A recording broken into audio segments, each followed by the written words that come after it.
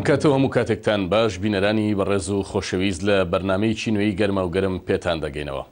یەکێتی نیشتیمانی کوردستان و گۆڕانکاریەکان و نوێبوونەوە دیسان بابەتی ئەم شەوی گەرمە و گەرمە. تا چەند ڕێخستنەکانی یەکێتی نیشتیمانی کوردستان لەم دەستەواژەیە گەیشتون و چۆن کار بۆ نوێکاری و گۆڕانکاری لە یەکێتی نیشتیمانی کوردستاندا بکرێ. ئایا ئەم گۆڕانکاریانە تەنها ڕێخستنەکانی ناوخۆی کوردستان دەگرێتەوە یاخود هەر یەکێتیەک دەگرێتەوە، هەر ڕێکخرا و کۆمیتەیەک دەگرێتەوە کە لە سەرانسەری جیهاندا بێ؟ بۆ قسە و باسکردن لەسەر بابەتی ئەمڕۆمان میواندارەتی هەریەک لە بەڕێزان لە ستۆکۆڵم لە پایتەختی سوید کاک سەردار ئەمین، لێپرسراوی کۆمیتەی سویدی یەکێتی نیشتیمانی کوردستانمان لەگەڵا. زۆر سپاس بۆ بەشداریت. هەروەها لە ستودیۆکانمان لە سلێمانی شێخ لەتیف شێخ عومەر یاریدەدەری هەواڵ مام جەلال بۆ کاروباری هەڵبژاردن و ئەندامی دەستگای هەڵبژاردنی یەکێتی نیشتیمانی کوردستان. زۆر سپاس بۆ بەشداریت. راپۆرتێک دەبینین سەبارەت بە کاریگەریەکانی گەڕانەوەی جەنابی سکرتێری گشتی یەکێتی نیشتیمانی کوردستان و ئەو کۆبوونەوانەی کە سازی کردوون. ماوەیەک بوو ئەندامان و بنکە و جەماوەری یەکێتی نیشتیمانی چاوەڕێی گەڕانەوەی مامجەلال بوون بۆ کوردستان تاوەک هەموو جارێکتر گۆڕانکاری گەورە بەسەر ژیانی ناوخۆی یەکێتی نیشتیمانی و خەباتی گەرمی یەکێتیەکان و حیزبە کوردستانیەکان و حکومەت و پەرلەماندا بێنێتە ئاراوە. ئەو زنجیرە کۆبوونەوە جیایانی سکرتێری گشتی لەگەڵ ئۆرگان و هەواڵانی یەکێتی ئەنجامیدان گڕوتینێکی تری دایەوە بە یەکێتیەکان و چاوەڕوانی ئەو نێوبوونەوە و چاکسازیانە دەکەن کە مامجەلال لە سەرجەمی ئەو کۆبوونەوانەدا بەڵێنی بەدیهێنانی دان لە ناو یەکێتیدا. لەو کۆبوونەوانەدا لە ڕێگەی ئەو پێشنیاز و پرۆژە فکری و تەنزیمانەی خرانە ڕوو ئەوە دووپاتکرایەوە کە یەکێتی زیندوێتی خۆی پاراستووە و دەشخوازێت لەگەڵ گۆڕانە هەمەلایەنەکانی ژیان و قۆناغی ئەمڕۆ پێشهاتەکانی داهاتوودا زیندوتر و کاریگەرتر ئامادەیی هەبێت. ڕێنمایی و ڕاستپەردەکانی سکرتێری گشتی لە ڕێگەی ئەو کۆبوونەوانەی ئەنجامیداون ئاماژەیەکی ڕوونە بۆ ئەوەی کە یەکێتی چ لە ژیانی ناوخۆی و چ لە بەشداری لە ئاستی میلی حکومی دەیەوێت گۆڕان بکات و بەدیدێکی ڕەخنەگرانەی بابەتیانە بەڕابردوودا بچێتەوە و بەجددی خاڵ لەسەر پیتەکاندا بنێت. ئەوەی ئێستا بەلای چاودێرانەوە گرنگە شێوازی وەرگێڕان و وردکردنەوەی ئەو دروشم و پرۆژانەیە کە سکرتێری گشتی و مەکتەبی سیاسی و کۆمیتەی سەرکردایەتی پێیەتی لە ناو بنکەی یەکێتی و جەماوەری و کایەکانی حکومەت و پەرلەماندا. گرنگیەکە لەوەدایە کە بنکەی یەکێتی چۆن لەم پەیامانە گەیشتون و تا چەند ئامادەن بۆ جەبەجێکردن و ژیانێکی نوێتر لە ناو یەکێتیدا. ئەو چاودێرانە پێیان وایە کە بنکەی یەکێتی تا مەزرۆی ئەوەن ئەرکی مێژووی نوێیان پێ بسپێردرێت تا ئەنجامی بدەن و گفتوگۆ و کارلێکی نوێ لە ناو بنکەی خۆی و جەماوەریدا بهێنێتە ئاراوە.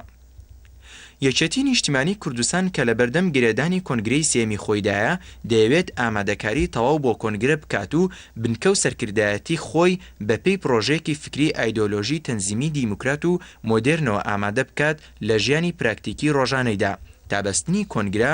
ڕیزەکانی ڕێک بخاتەوە و دەواازەکان بۆ بەستنی کۆنگرەیەکی سەرکەوتو و مێژووی واڵا بکات. بەڵێ کاک سەردار ئەمین لێپرسراوی کۆمیتەی سویدی یەکێتی نیشتیمانی کوردستان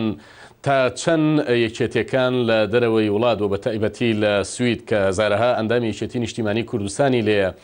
تا چەند پەیوەستن بەم گۆڕانکاریانەی کە لە نێو یەکێتی نیشتیمانی کوردستاندا هەن و وتار و کۆبوونەوەکانی هەواڵ مامجەلال تا چەند بە ئێوە گەیشتووە و لەگەڵیدا وەک دەڵێ لە هێڵێکی گەرمدان؟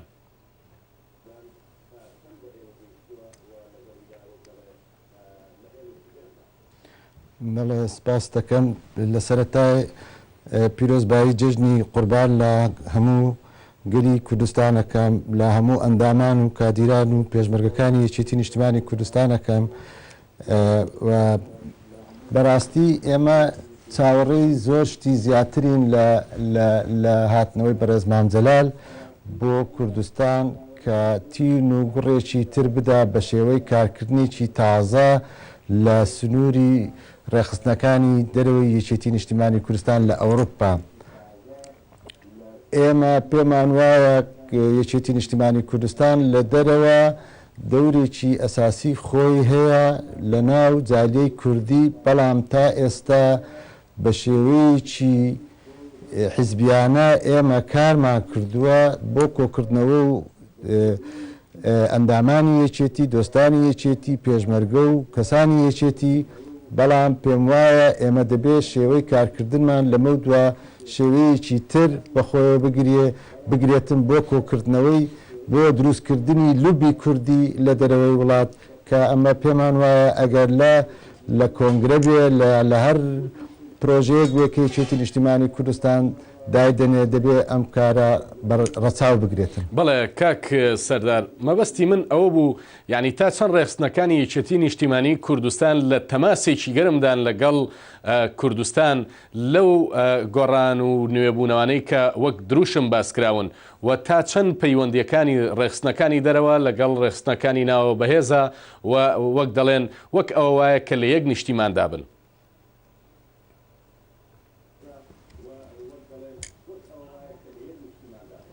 بەڵێ ئەمە پەیوەندیی بەتیمان هەیە لەگەڵ مەکتەبی ڕێخستن لە ڕێگای مەڵبەندی یەکێتی نیشتیمانی لە ڕێگای مەڵبەندی یەکێتی نیشتیمانی کوردستان ئێمە لە هەموو ئەو بیر و بۆچوونانێکە لە کوردستانەوە ئاگاداریمان هەیە معلوماتمان هەیە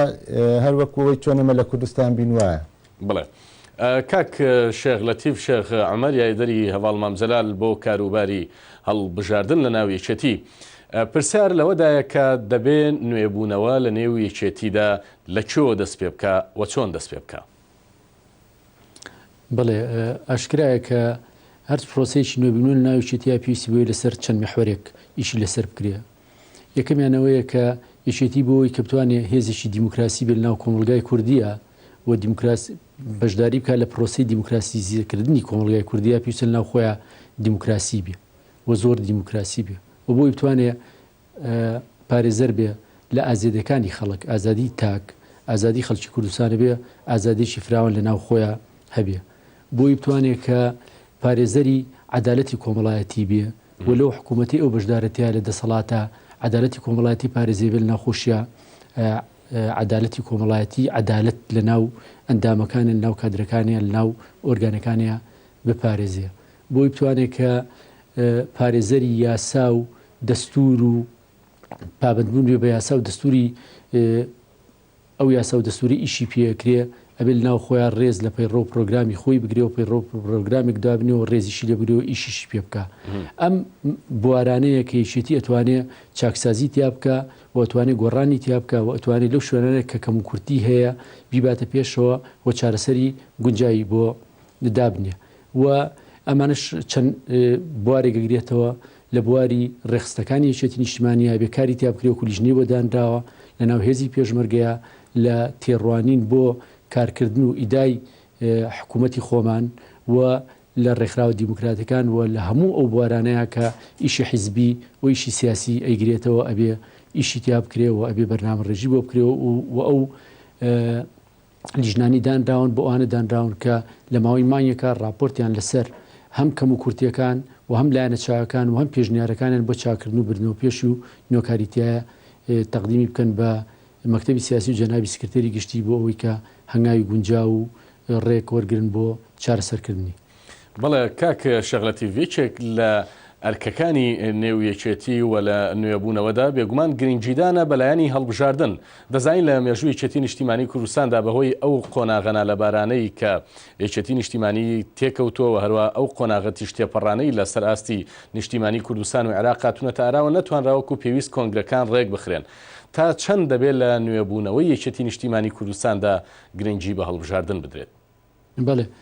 هەڵبژاردن پرۆسەیە کە تایە میزداقیت لە پابندبوون بە دیموکراسیەتەوە ئاشکرابیەوە دیارەبیەوە ئەسەلمێ هێزێکی سیاسی وەچ هێزێکی تر تا چەند پابند بێ بە پاک و خاوێن ڕاگررتنی هەڵبژاردنێکەوە و پابند بێ بە ئەنجامەکانی هەڵبژاردنەوە ئەوەگە میزداقیەتی خۆی بەرامبەر دیموکراسیەت و پابندبوون بە دیموکراسیەت و ڕازگۆیی بەرامبەر ئەو پرۆسەیە ئەسەلمێنێ. لە کوردستانە چەند هەڵبژاردنێک کراوە لە عێراق شاکراوە لە سەرای 92 هەڵبژاردن لە ناوخۆی یەکێتی نیشتیمانی کوردستان لەویەوە بچمە سەری خەڵکی کوردستان و نێویشە ئەندامان و کادران و لایەنگرانی یەکێتی نیشتیمانی کوردستان هەم لە ساڵی 92 بەژاریان کردووە لە هەڵبژاردنەوە لە چەند هەڵبژاردنێکی پێشتری 92 لە کۆنفرانسەکانی کۆمەڵە و کۆنفرانس لە کۆنگرەی 1 و 2 یەکێتی نیشتیمانیە و لەو کۆنفرانسانی کە لە دەرەوە گیراوە بەشداریان کردووە لە هەڵبژاردنەوە هەروەها پلنیۆم لە پلنیۆ پێش پلنیۆمیش هەڵبژاردنێکی سەرتاسەری لە کوردستانە بۆ یەکەم جارەوە لە کوردستان نەوەک بەنسبەت دیچێتی و بەنسبەت هەموو حیزبەکانیشی کەشەوە بۆ یەکەم جار پرۆسەیەکی وە گەورە و گشتگیر گراوە پێم وایە لەگەڵ هەموو ئەو کەم و کورتیانی کە بە حەق و ناحەق قسەی لێکرێ هەڵبژاردنێکی گەورە و ئەنجامەکانیشی دیار بوو کە تا چەند کاریگەر بوون ئێمە کادرەکانی ئێمە ئەندامانی ئێمە لەگەڵ دەسوپەنجی زۆران لەگەڵ هەڵبژاردن و لەگەڵ دیموکراسیشا نەرم کردووە و کەم و کورتی هەیە کەم و کورتێکە بەشەکەل و کەم و کورتی گشتیانی کە مجتەمەعانی ئێمە پێوەناڵێن و ئەو خەڵکی ئێمە پێوەناڵێن بەڵام بە گشتی ئێمە لەگەڵ هەڵبژاردنە تەجروبەیەکی باشمان هەیە من لێرامێ مشتێ بڵێم هەمیشە لە هەڵبژاردنە و لە هەڵبژاردننی حیزبیا بێ لە هەڵبژاردننی پەرلەمانی بێ شارەوانی بێ لایەنێک ئەیباتەوە و لایەنێک یا لایەنێک یا چەند لایەنێک سەر ناکەونتیایە و هەمیشە لە هەموو شوێنێک بیانوو هەیە بۆ قوبوڵ نەکردنی ئەنجامەکانی هەڵبژاردن و پاساو هەیە بۆ قوبوڵ نەکردنەکە هەڵبژاردن بەڵام مزداقیت بەرامبەر بە دیموکراسیەت لەوایە دەرەکەوێت کە چوت چەند تەجاوزی ئەو پاساوە ناکەی وشتی بچوو گەورە ناکەی بۆەوەی کە پابند نەوی بە ئەنجامی هەڵبژاردن بەڵێ مە بەستمەوە بوو یعنی کاک شێخ دەبێت لە نوێبوونەوەی یەکێتیداوە لەو گۆڕانکاریانی کە دەکرێت هەموو گۆڕانکاریەکان بە تایبەتی بۆ دیاریکردنی دەستە و کادرەکان و بەرپرسایەتەکان لە ڕێگەی هەڵبژاردنەوە بێ و ئەم هەڵبژاردنانە ببنە ینی مۆدلێک لە نێو یەکێتی نیشتیمانی کوردستاندا کە بۆ هەموو دیاریکردنێک جگە لەو دیاریکردنانە بێت کە وەک سەلاحیات بە مەکتەبی سیاسی یاخود بە سکرتێری گشتی دەدرێت پێی ڕەو بکرێ و بێتە مۆدلێک لە نێو یەکێتی نیشتیمانی کوردستاندا بە زۆرێکی دەوری بەڵێ ئەکرێ بۆ کۆنگرێش بۆ کاندیدکردنی ئەندامەکان کە بەژارێکن لە کۆنگرەیە شێوەیەک لە شێوازی دیموکراتی بە جۆرێک لە جۆرەکان هەڵبژاردن بکرێ یا چەند شێوازێک لە پاڵ هەڵبژاردنە شێوازی کەش بگیرێتە بەر بەو شێوەی کە گونجاو هەموو لایەنێک بەشداری تیاکەن لێرە دروشمەکە ئەو دروشمەی جەناوی مام جەلال بەرزی کردەوە بۆ کۆنگرە ئەوەی کۆنگرەی هەمووانە بێ کۆنگران هەمووانە بێ لە ڕێگەی هەڵبژاردنەوە بێ لە ڕێگەی وەسائلی ترەوە بێ کە بە گونجاوی زان لە ڕێگەی تەسکیەی هەموو ئەو کەسانە بێ کە ناتوانن بە شێوەیەک لە شێوەکان بەشداری بکەن لە هەڵبژاردنە بەڵام مهم ئامانجەکەیە کۆنگرە بڕیارراوە کۆنگری هەمووان بێ و بۆ هەمووان بێ بۆ پاراستنی یەشێتی ڕیزەکانی یەشێتی نیشتیمانی کوردستانی بڵێ دێمە لای کاک سەردار ئەمین لە ستۆکۆڵمی پایتەختی سوید و دەپرسین یەکێتی نیشتیمانی کوردستان و جەنابی سکرتێری گشتی تەکیدی کردەوە کە یەکێتی ناو یەکێتی هێڵی سوورەوە و کەس بۆی نییە بیبەزێنێ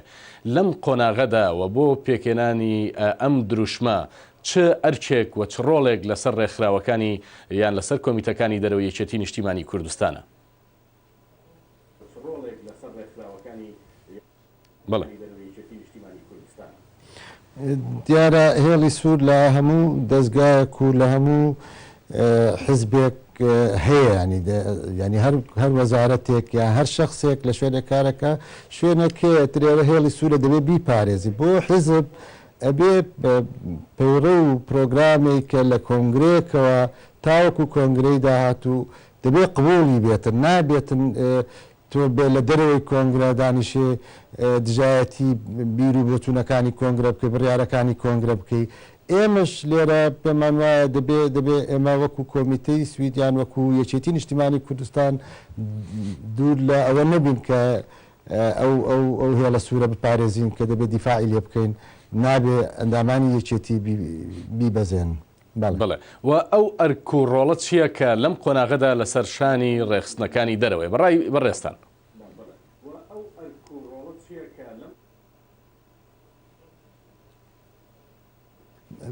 دەبێت تەبایی ڕیزەکانی یەکێتی نیشتیمانی کوردستان کۆکردنەوەی هەموو هێز و توانایەکان کە لەناو هێزی یەکێتی هەیە لەناو یەکێتی نیشتیمانی کوردستان لە دەرەوە هەیە دەبێت ئەمە تەبابین دەبێت هێزێکی ئەو تۆ دروستکەین کە بتوانین تەسیرمان هەبێ بتوانین بە یەک دەنگ بە یەک ڕا بۆ کۆنگرا بۆ بەرنامەی کۆنگرا بۆ مستەقبەلی یەکێتی نیشتیمانی کوردستان دەبێت ئێمە بە هەموو شەیەک هەوڵ بدەین بیپارێزین بەڵێ کاک شێخ لەتیف گۆڕانکاری و نوێبوونەوە لە نێو یەکێتیدا خۆی لە خۆیدا جۆرێکە لە چاکسازی لە نێو دام و دەستگاکانی یەکێتی نیشتیمانی کوردستاندا و ئەم چاکسازیە هەواڵی بەڕێز مامجلال لە 2000 پێداگری زۆری لەسەر کرد و بۆ بەرنمەیەک لە نێو یەکێتی نیشتیمانی کوردستان، بەڵام گوتمان ڕووداوت تێپەڕەکان مەودای ئەویان نەدا کە وەک خۆیان جێبەجێ بکرێن. چاکسازی چۆن لە نێو یەکێتی نیشتیمانی کوردستاندا دەکرێت وەکێ ئەو چاکسازیانە دەکات؟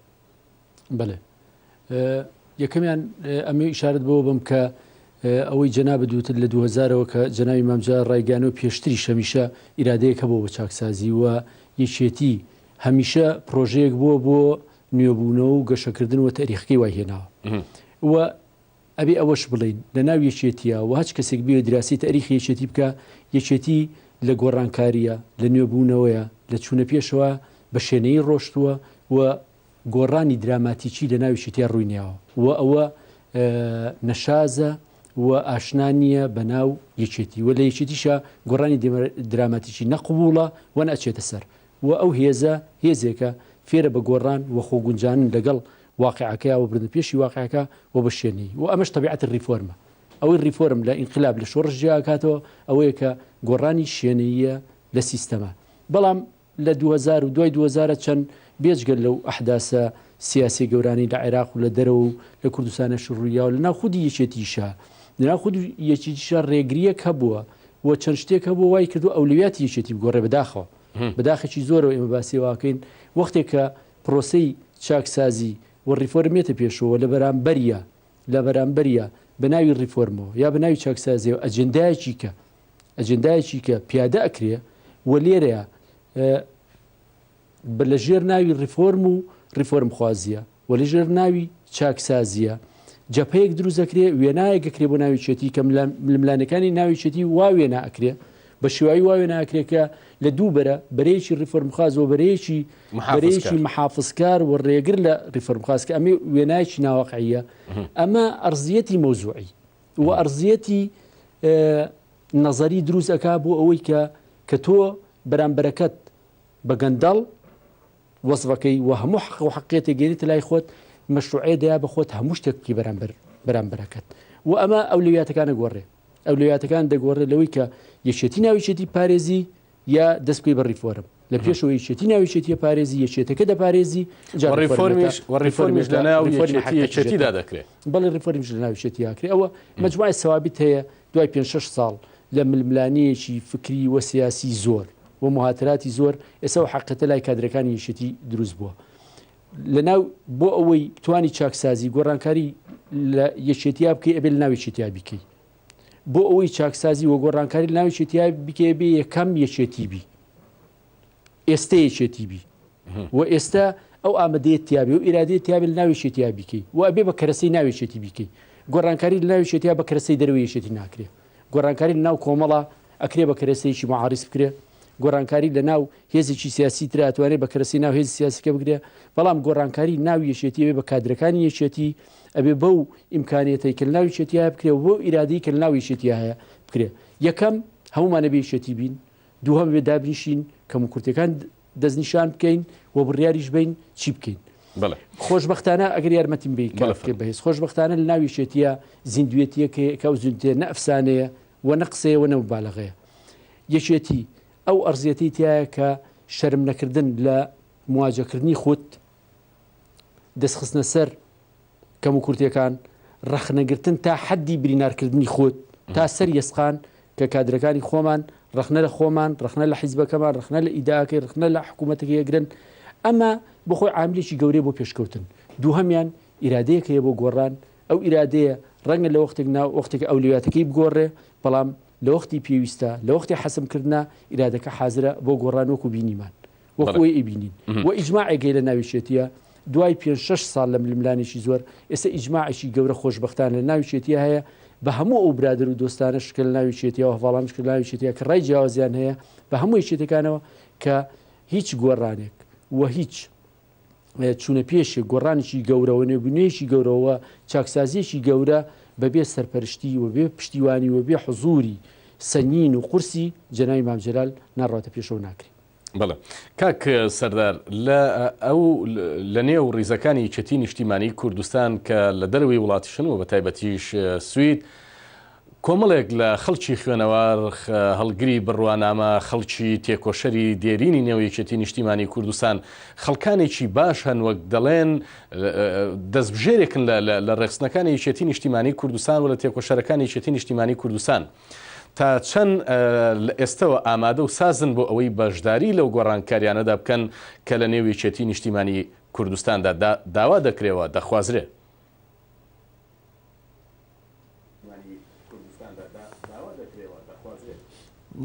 دیارە وەکو خۆت جەنابەت باست کرد لە ناو سوید خەڵکێکی زۆر لە خەڵکی تێکۆشەرانی یەکێتی نیشتیمانی کوردستان هەن هەمویان بەتەنگ ئەوان کە یەکێتی نیشتیمانی کوردستان لە هەر مەزەقێکە کە تووشی بووە لە ساڵەکانی خەباتی شاخ و خەباتی کە لە دەرەوە کراوە بەشداریان کردووە بۆ پێشەوەچوونی کاری ڕێکخراوەی کاری ڕێخستن لە یەکێتی نیشتیمانی کوردستان. ئێستاش کە ئەوە هاتۆتە گۆڕێک کە ئێمە بەرەو هەنگاوێکی ترین کە بەرەو کۆنگرەیە بۆ زیاتر پێ لەسەر ئەو گیر و گرفتانە دابگرین حتمما دەبێت بگەڕێنەوە بۆ ئەو خەڵکانە کۆکردنەوەیان داوای ڕاو بۆ چوونیان بکەین چیان پێ باشە چی بکەین چی هەروە لەناو ئەندامەکانی یەکێتی بێجگەلەوانەی کە دۆستەکانمە ئەندامەکانی یەکێتی نیشتیمانی کوردستان هەمووی هیچی هەمووی کادیرن هەموو بەتوانان هەموو تەجاربیان هەیە لە دەرەوە لەو سیستەمەی کە تێدا دەژین کە چۆن چاکسازی لە وڵاتێکی وەکو سویدا دەکرێت چۆن چاکسازی لەو حیزبانەکە لە دەرەوە دەکرێتن دەیبیستن و یان دەیخوێنینەوە دەبێت بە هەمان شێوە ئێمە ئەو قووەتە و هێزە کۆ بکەینەوە بۆ ئەوەی کە لە کوردستانەوە بتوانین بە هەمان شێوە ئێمە بەرەنگاری هەر گیر و گرفتێک بینەوە یا هەر مشکلەیەک بێنەوە کە لە ڕێکخراوەکەماندا هەیە لە ناو یەکێتی نیشتیمانی کوردستاندا. بەڵێ کاک سەردار جەنابەت ئاماژەت کرد بە شتێکی گرنگ ئەویش ئەزمموی حیزبە سۆسیال دیموکراتەکانە بە تایبەتی لە دنیای ئەوروپادا و دنیای سندوق با بڵێن سندوقی هەڵبژاردنەکان ئەمە واتە ئەزممویێکی باش لە بەرچاوی ئێوەدا هەیە کە دەتوانن سوودی لێوەرگن بۆ خۆتان واتە بڕیارتان داوە کە ئەو ئەزممونانە و لەگەڵ نیقاشی هەواڵانە لەوێ کۆ بکرێنەوە وەک چۆن دەڵێ بکرێت بەرنامەیەک یا بە راپۆرتێک بەرزکرێتەوە و ڕێخستنەکانی دەرەوەش ببن بە بەشێک لە پرۆژەی گۆڕان و نوێبوونەوە لە ناو یەکێتیدا.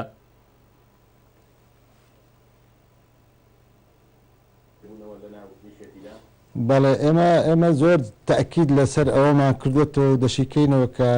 ئەندامانی یەکێتیە هەوڵ بدەن لەو ڕێکخراوانەی کە بە تایبەتی ڕێکخراوە دیموکراتیەکان کە لە دەرەوەی وڵات هەن ببن بە ئەندام بۆی فێرە کاری دیموکراتی بن بۆ ئەوەی ئێمە وەکو یەکێتی نیشتیمانی کوردستان لە ناوە ئیسیفادە لەو هێزی ئەوانە بکەین بە تایبەتی ئمڕۆ جالیکی کوردی گەورە هەیە لە ئەوروپا کە دەوڵەتەکان وەکو سوید و دەوڵەتەکانی تر ساتسا ینی احتیمامیان پێدەدەن بۆ ئەوەی بەجالی خۆیانی دەزانن باشە ئێمە وەکو یەکێتی نیشتیمانی کوردستان ئەو جالیە کوردەی یان ئەو گەنجان و لاوانەی کە لە دەرەوە هەن بوو بە بەشێک لەی خۆمانی نەزانین و بتوانین ئیسیفادەیان لێ بکەین بۆ ئەوەی ببن بە مینبەرێک بۆ پێشەوەچوونی سەدای کورد لە دەرەوە بۆ پێشەوەچوونی بۆ پێگەیاندنی ئەندامانی یەکێتی نیشتیمانی کوردستانیان کورد لە دەرەوە بڵێ کاک سەردار من ئەمە پرسیاری ئەو بکەم لەسەر ئەو وڵاتانێک کە تێدا کاک سەردار من ئەمە پرسیاری ئەو بکەم یعنی جەنابەت دەڵێ بۆ ئیسفادی لێ نەکەین بۆ وانەکەین ینی تەوجیهێک هەبووە ڕێگر بوو بێت لە بەردەم ئەوەی کە ئێوە دەستان بگیرەوە دەستان وەڵا نەبێت لەوەی کە بەو جۆری کە خۆت باسی دەکەی سوود لە ئەندامانی یەکێتی نیشتیمانی کوردستان و دۆست و لایەنگەکانی لە دەرەوە نەبینرێ. بەڵێ ئێمە پێشتر ئێمە وەکو باسم کرد ئێمە بەڕاستی تا ئێستا وەکو حزبەتی ئیشمان کردووە بۆ کۆکردنەوەی ئەندامانی یەکێتی بۆ کۆکردنەوەی کادیرانی یەکێتی بۆ دۆستانی یەکێتی لە چارچێوەیەکی حزبی بەڵام ئەوەی کە ئێمە فەرامۆشمان کردووە مەسەلەی ئەوڕۆ کە جیلێکی زۆری کورد لە دەرەوە پیا بووە هەموو لە وڵاتانە ئەژین تا ئێستا ئێمە نەماتوانێت ئیستیقلالی ئەو هێزەی ئەوان بکەین بۆ ئەوەی بتوانن دیفاع لە بوونی پرسیارەکەی من ئەوە بوو حزبەکان و لە ببوورە کاک سەردار پرسیارەکەی من کە ئەوڕۆکە ینی زۆر دەوری هەیە لەوەی کە بەڵێ پرسیارەکەی من ئەوە بوو ئێوە خۆتانی هیمالتان کردووە یاخود یەکێتی نیشتیمانی کوردستانی هیمالیکردنەوە بەستمەوەیە ئەو بەرپرسیارەتە دەکەوێتە سەر کۆمیتەی سوید بۆ نمونە یاخود دەکەوێتە سەر مەکتەبی سیاسی یان مەکتەبی ڕێخستن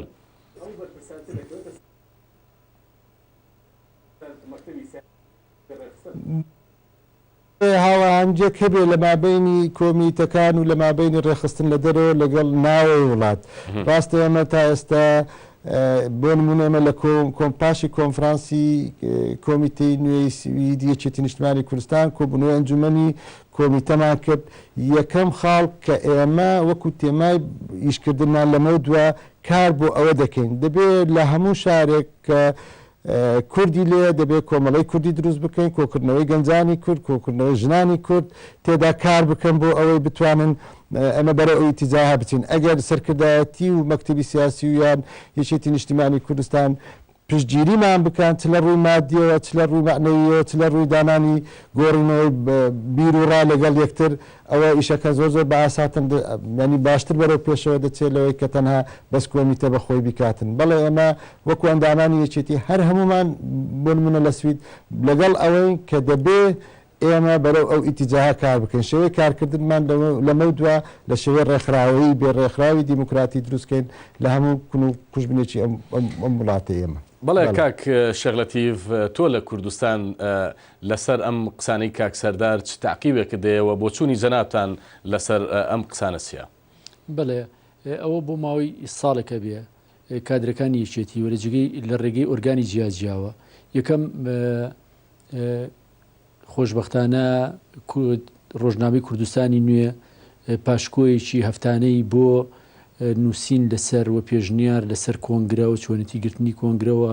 هەموو مەسایلەکانی پەیوەند بە کۆنگرە لە پەی ڕەو لە پرۆگرام و تەرجمەکردنی پەیڕۆ پرۆگرامی پارتە سۆسیال دیموکراتەکانی وەکو سوید و ئەڵمانیا و ئەوانە هەمووی وەڕاوەرگرتنی برادران و مقابلەکردن لەگەڵ برادران و مێزگرت دروستکردنی مێزگرت بۆ خەڵکی یەکێتی و دەرەوەی یەکێتی و نخبەی سیاسی لە کوردستانە لەسەر کێشەکانی ناو یەکێتی و لە چۆنەتی گرتنی کۆنگرە و لەو مەسەلە سیاسی و تەنزیمیانی پەیوەندە بە کۆنگرە ئەوە سازەکە و هەفتانەوە بڵاوکرێتەوە دووهەمی مەکتەبی سیاسی بەڕێز سایتێکی داناوە بۆ ئەوەی کە هەموو کەسانی کە نووسینیان هەیە لەسەر مەسایلانی پەیوەندە بە کۆنگرەوە بڵاویکەن لێ و مشتمڕ و مناقشەیەکی زۆر گەرم و گوڕ دروست بێ بێجگە لەوەی کە ئێستا ئەوە ماوەیەکی دوور و درێژە لەبەرەوەی یەکێتی نیشتیمانی کوردستان هەموو مەسایلەکانی تایبەت بە گەشەکردنی خۆی و کەم و کورتەکانی خۆی و ڕەخنەکان لە خۆی واڵا کردووە لەناو هەموو ڕۆژنامە و شێوەکانی تری میدیا بڵاوکرێتەوە ئازادەر بڵاوکرێتەوە خەڵک نیقاشی لەسەرەکە هەموو ئەمانە بێجگە لە ئۆرگانە حیزبیەکان کە مەڵبەندەکان و کۆمیتەکان و کەرت و پۆلەکان ناوخواانە بەشێک لە ئیشی حیزبی ڕۆژانیان ئەوەیە کە لەسەر کۆنگرە و لەسەر چۆنیەتی بردنە پێشەوەی ئیشوکاری حیزبی و لەسەر چاکسازی و لەسەر پێشخستنی کاروبارەکان و لەسەر پێشنیاری خۆیان بۆ چاکردنی ئیدای حیزب و حکوومەت و لەسەر هەموو ئەو مەسایلە تەفسیلانە ڕاو بۆچینی خۆیان و ڕەخنەکانیان بگەن بە مەکتەبی ڕێخستنی بەڕێزوە لەوێشەوە بکرێ بە ڕپۆرت و پرۆژە بکرێتە پرۆژە بۆ چاکسازی و بۆ گۆڕان و بووینەبوونەوە پێشکەش بە مەکتەبی سیاسی بەڕێز و جەنای مامجال بکرێ لەوە ئیشی زۆر کرا و ئیشانش تاکو ئێستا بەردەوامن و ئەمە بەشداریەکی گەورەی کردووە لە باڵاکردن و بەرزکردنەوەی ئاستی وشیاری کادر و ئەندامانی ئێمە ئێستا کادر و ئەندامانی ئێمە لە ڕێگەی و خولانەوە کە بینیوانێک لە دەرەوە و لە ڕێگەی و خولانەوە کە ناو بینیوان لە ڕێگەی ئەو مشارەکە جدی خۆیان لە ناو ململانی فکریەکان و لە ڕێی هەموو ئەو چالاکیانەی کە حیزبێکە ئاستی وشیاری کادرەکانمان بە شێوەیەک بەرز بۆتەوە کە ئەتوانن لەسەر هەموو وەسایلەکان قسەیان هەبێ و لەسەر هەموو وەسایلەکان ڕاوبۆچینیان هەبێ و پێشنیاریشانە بێ بۆ چاکسازی کاکە بەهێز بنەمێ لێرە شتێک بڵێم ڕاستەکەی ئەوەیە کە مەجموعی حقایق هەیە بێ ڕوون بێتەوە یەکلای بکرێتەوە ناسنامەی هێزێکی سیاسی ناسنامەی گروپێک ناسنامەی چەند کەسێک ئەوە نییە کە ئەیڵێت و ئەوە نییە کە بە پرۆژە ئەیڵەیە بە دروشم بەرزێکاتەوە ناسنامەی هێزێکی سیاسی و گروپێکی سیاسی لە پراکتیکە و لە ڕوبەڕووبوونەوەی مەشاکلە حەقیقیەکانە دەرئەکەوێ تۆ ئەگەر هێزێکی سۆسیالیستیت ئەگەر هێزێکی دیموکراتیت ئەگەر هێزێکی ریفۆرم خواستیت لە بەرنمەکە تا دەرناکەوێ مە شتێکی باشە و هەمومان قسەی باشەکەین و هەمومان پرۆژی باشەڵین بەڵام وەختێگێتە مەدانی عملیەوە ئەوە ناسنامەکە وەرەگرێت کە سۆسیالیستە سۆسیال دیموکراتە یا دیموکرات خوازە یا عدالەتی کۆمەڵایەتی یا چاکسازی یا ریفۆرمیە یا ئەمانە نییە لە مەجال لە مەدانی عملی لە پراکتیکە لەبەر ئەوە حکومان لەسەر هێزێکی سیاسی لەسەر گروپێک بەوە نییە کە خۆی ئێڵێ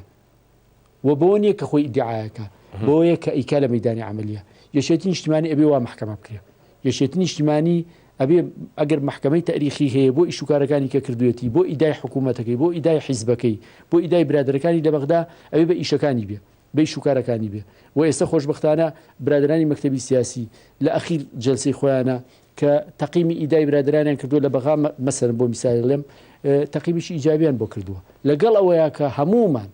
هەمومان ڕەخنەمان هەیە و هەمومان پێشنیارمان هەیە بۆ چاکردن بەڵام استعدادی شوانتیادان بنین بە شتە باشەکانە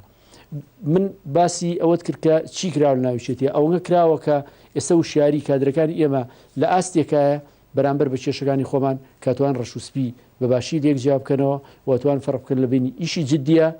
و قسەی ناجددیە. بڵێ دەگەرمەوە لای کاک سەردار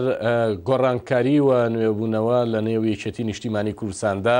تەنها ناو حیزبیش ناگرێتەوە بەڵکو نوێنەرانی یەکێتی و کاندیدانی یەکێتی لە حکوومەت و لە پەرلەمانیش دەگرێتەوە و هەواڵ مامزران سکرتێری گشتی کاتێکە لەگەڵ دام و دەستگاکاندا قسەی کرد بەو شێوازە قسەی لەسەرکردن کە دەبێت ئەدا باشکەن و خزمەت گوزاری تەواو پێشکەش بە خەڵک بکەن و هەموو لە بەردەم پێداچوونەوە و گۆڕانکاریدان بەڕای ئێوە ینی وەک یەکێتەکان لە دەرەوەی کوردستان پێتان وایە کە دەبێت گۆڕانکاری لە چۆ دەست پێ بکە و لە کام مەفسەڵەوە لە کام جومگەوە یەکێتی نیشتیمانی کوردستان دەست بە گۆڕان و نوێبوونەوە بکە؟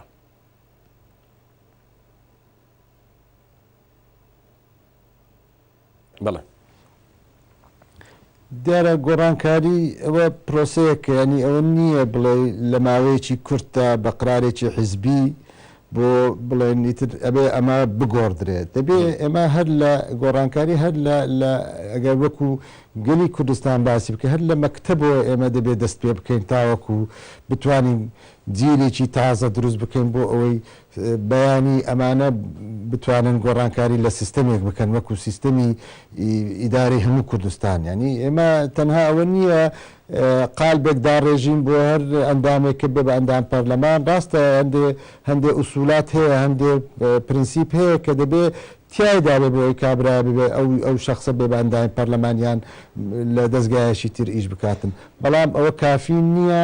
دەبێ ئێمە لە بناغەوە دابنیشین هەوڵ بدەین بۆ ئەوەی بتوانین جیلێکی تازە لە سەرانسەری کوردستان دروست بکەین بۆ ئەوەی بتوانین بگەینەوە هەدەفێکی ئێمە دەمانەوێتن. بڵێ کاک شەغلەتیف هەمان پرسیار بۆ جەنابەت چۆن وەڵامە دەیتەوە؟ بڵێ من لەگەڵ ڕاکانی دکتۆر ئەرم بەڵام ئەوە شەیە کە ئێستا لە ناوی چێتیاگەر ئێمە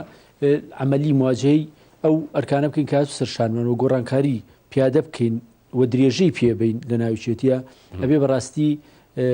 ژیانی مؤسساتی لە ناوی چێتیە ئێمە بۆ ئەوی بتوانین وەک لەسەرتا ئیشارەتم پێیا بۆی بتوانین حکوومەتەکەمان مؤسساتی بێ و بتوانین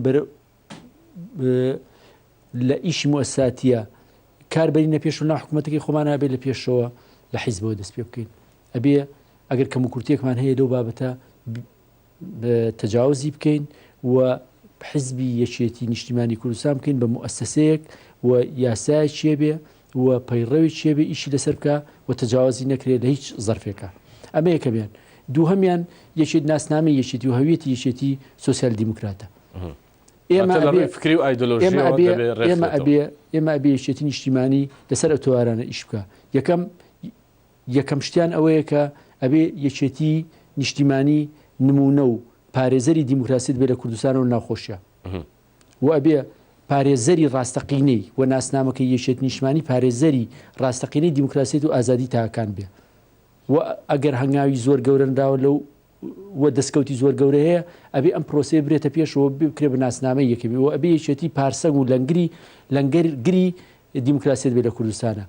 و ئەبێ یەکێتی لایەنگر پارێزەری عدالەتی کۆمەڵایەتی بێ و ئەبێ ناسنامەکەی بێبەوە کە یەکێتی نیشتیمانی ئەندامانی یەکێتی نیشتیمانی لە پەرلەمانە ئەندامانی یەکێتی نیشتیمانی و کاندیدەکانی لەناو حکوومەتە ئەبێ پارێزەری عدالەتی کۆمەڵایەتی و پرۆژەکانی ئەوان پرۆژەی بەجێهێنانی عدالەتی کۆمەڵایەتی بێ و ئەبێ وا بکەن ئەم بەرنامەی خۆیان ئیجماعیشی بنێ بێ بەرنامەی هەموو پەرلەمان و بەرنامەی هەموو حکوومەت و هەموو مؤسساتەکانی تر و ئەبێ یەکێتی بەوانە بناسرێتەوە. یەکێتی نیشتیمانی کوردستان وا هێناوێتی کە ئەوە سیفاتەکانی بۆ بێ درێژە بە بەوە وەلناو خۆشیە هەمان گۆڕانکاریە بێ بکە و هەمان گۆڕانکاری ئەبێ لەناو خۆشیە بکە ئەگەر ئازادیی زۆر هەیە لەژێتە ئەوە نیشانێکی ئیجابیەوە بێ فراوانتر بکرێ ئەگەر دیموکراسیت پیادەکردناوێتە ئەوە نیشانێکی ئیجابی و سلبینیەوە بێ درێژەی ببرێ ئەگەر کەم و کورتی هەیە بێ بە ئازایانە و بچانە ترسانە دەستی بخرێت سەرەوە تەجاوازی بکرا ئەگەر گەندەڵی هەیە ئەبێ ئیش سیستەمی ئیشکردنی گەندەڵی لەناو برێ و بنبڕ بکرێ و ئەو خەڵکانش کە مەسوولن لەوە لانی کەم دوورخرێنەوە و دوورخرێن لە ئیشی حیزبی ناوچێتیە یەکێتی وەختێک دەتوانێت کە مواجهی مەشاکلەکانی خۆی بکە کە لە هیچ شتێکی باشە سڵ نکاتەوە ئەگەر کەسێ بگرێتەوە ئەگەر کەسانێک بگرێتەوە ئەگەر لایەنێکیش بگرێتەوە مشکلەی یەکێتی ئەبێ بەوازح و ئاشکرا ڕوون بێتەوە کە مشکلەی یەکێتی و سراع لە ناوچێتەوە ملبلێ لە ناوچێتیە لە بینی لە نێوان دوو تەرەفانەیەکیان گەندەڵویشیان ڕیفۆرم خواست ڕیفۆرم خوازی ناوچێتیە و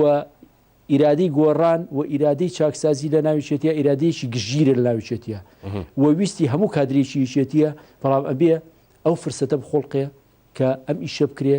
و ئەم ئەرکە جێبجێ بکرێ وەم پرۆژەی جێبجێ بکرێ ئێستا خۆشبەختانە لەگەڵ هاتنەوەی جەراوی مام جەلالە و لەگەڵ هاتنە پێشی ئەو ئیرادەیە ئێستا ئەو زمینەیە لەبارەکە یەکێتی لە هەموو مەیدانەکانە بەخۆیان بچێتەوە و گۆڕانکاری گەورە بکە لەو ڕۆژەوە من حەزەکەم و کادری چێشێتی کە تەماسی ڕۆژانەمانێ لەگەڵ کادرەکانی خۆمان و ئەندامانی خۆمانە گەشتبینیەکی زۆر بەرچاوڕوونێکی زۆر لەناو کادرەکانی خۆمانەیە کە زۆر لە کادرەکانمان و بە حکمی زۆر شت گەیشتونە ئەنجامێکە ئێمە گەیشتونێتە نهایەتی نەفەقەکە و لەوانەیە کە یەشێتی تووشی کارەساتە بێت تووشی مشکلی زۆر گەورە بێ بەڵام لەبەرەوەی یەشێتی جەستەیەکی زیینووە ئۆرگانێکی زیینووە بۆ هەموو کێشەیەک و بۆ لە هەموو وەختێکە چارەسەری پێ و بۆ ئەمەش جارێکیکە ئیسپاتی کردەوە بۆ ئەم کێشی مزمینەی ناوچێتیش ئێستا دەرگاکان وەڵابوون پەنجەرەکان کراوەتەوە و یەکێتی ئامادەیە بۆ بە خۆداچوونەوە و چاکردنی لە هەموو ئەو شوێنی کە کەم و کورتی و ڕەخنە هەیە. بەڵێ کاک شێخ یعنی بوونە ئەندام کارای یەکێتی لە آیP و هەروەها جەنابی مام جەلال بە جێگری سەرۆشی بە سکرتێری آیP ئەمانە کۆمەڵێک ئەرچی نوێ خستۆتە سەر یەکێتی نیشتیمانی کوردستان کە دەبێ خۆی وەک حیزبێکی سۆسیال دیموکراتی جیهانی بگۆڕێ. پێدوای یەکێتی نیشتیمانی کوردستان دەتوانێت ئەم گۆڕانە بە خێرایی لە نێو ئۆرگانەکانی خۆی دابێنێتە ئاراوە؟ بۆ پرسیارێکەمە بەڵێ ئەتوانێ بەڵام بۆی بە خێرایی ئەو ئەمێنێتەوە سەرەوەی کە ئەو چکە بێشک لە نێو کۆنگری یەکێتی نیشتیمانی کوردستاندا کە وەک بەڕێز مام جەلال ئاماژەی پێداوە لە 3 مانگی یەکەمی ساڵی داهاتوودا بێت لە کۆنگرە بڕیاری لێ دەدرێەوە ئەو مامۆی کەماوە ینی کەمتر لە 4 مانگ دەبێت ئامادەسازی تاوە لە نێو یەکێتی نیشتیمانی کوردستاندا بکرێت. ئەوەی کە ئێمە هێزێکین بڕوامان بە سوسیال دیموکراتە و تەبەنی سوسیال دیموکراتمان کردووە ئەمە بڕاوەوە تەجاوزمان کردووە ئەوە ئەمێنێتەوە کە ئێمە چۆن لە مەیدانی عەمەلیە لە پرۆژەکانمان بۆ خزمەت گوزاریە لە پرۆژەکانمان بۆ خزمەتکردنی خەڵکە لە هەڵوێستمان بەرامبەر پارێزگاری لە دیموکراسیەت و لە ئازادیە لە هەڵوێستمان بەرامبەر هەموو کێشەکانی خەڵکە تا چەند لایەنگری خەڵک و لایەنگری عەدالەتی کۆمەڵایەتی و لایەنگری دیموکراسیە بین لەوێ ئەوە سەنگی مەحەکە تاکو ئێستا هیچێتی بۆ ناسراوە کە ئەو لایەنی پاراستووە وەلناو بزوتنەوەی ڕزگاری خوازی کوردستانە لایەنگر و لەنگەر و پارێزەری دیموکراسیەت و ئازادی بووە و ئێستش لە یەکێتیە ئەو زەمینە مۆزوعی هەیە کە درێژە بابەوە بۆ معلوماتی جەنابیشت کۆنگرە شوێنی ساختکردنەوەی ئەوانە نییە لە ئێستەوە تا کۆنگرە پێویستە سیاسەتی ئایندەی یەکێتی بخرێتە بەرباس و لێکۆڵنەوە و خطوط ئەساسەکانی ئیتفاقی لەسەر بکرێ و لە کۆنگرا دەنی لەسەر بدرێ پێویستە پەیڕەوی یەکێتی وەکو هەشە ئێستا چەندی ژنانێک دروستکراوە بە پەیڕەوی چناو چەند مسۆدەیەک بۆ پەیڕەوی یەکێتی و پرۆگرامەکەشی هەیە و لە مناقشەیە پێش کۆنگرە حاضر ئەکرێ و لە کۆنگرا بڕیاری لەسەر دێ سیاسەتی ئایندی یەکێتی هەروە لە هەموو مەسائلەکانە کە پێویست بووە موقفگیریە کابێچێتی پێش کۆنگرە خۆی ساخ کرد بێتەوە لانی کەم لەسەر مەسائل ئەساسەکان کۆ بێتەوە و لە کۆنگرە کەمترین مناقشات لەسەر خاڵە ناکۆکام کریەوە پێشتر ساو بێت کۆنگرە شوێنی ململانی گەورە و ئەوە نیە کۆنگرە بۆ ئەوەیە کە بڕیار لەسەر سیاسەتەکان بڕیار لەسەر تەوەجوهەکان بڕیار لەسەر ئاراستەکان بێرێ و لە ناویشە کۆدەنیەک بۆ هەموو ئەو سیاستانە کۆ بکرێتەوە و لەسەر و هەمووشیانەوە دیسانەوە ئیجماع لەسەر پاراستنی یەکێتی و یەکێتی ڕیزەکانی یەکێتی نیشتیمانی کوردستان دروست بێت. بەڵێ زۆر سپاس شێخ لەتیف شێخ عومەر یاریدەری هەواڵ سکرتێری گشتی یەکێتی نیشتیمانی کوردستان بۆ کاروباری هەڵبژاردن لە سلێمانی ڕاستەوخۆ لەگەڵمان بوو. زۆر سپاس. هەروەها زۆر سپاس بۆ دکتۆر سەردار ئەمین لێپرسراوی کۆمیتەی سویدی یەکێتی نیشتیمانی کوردستان ڕاستەوخۆ لە ستۆکۆڵمەوە لەگەڵمان بوو. تا بەرنامەیشتی گەرمە و گەرم پێتان دەگەمەوە لە بابەتێکی گەرم هەموو لایەکتان شاد و کامران بن. بەو ئیمێڵی لەسەر شاشەکەیە دەتوانن سەرنج و تێبینەکانتان بگەێنە گەرمە و گەرم.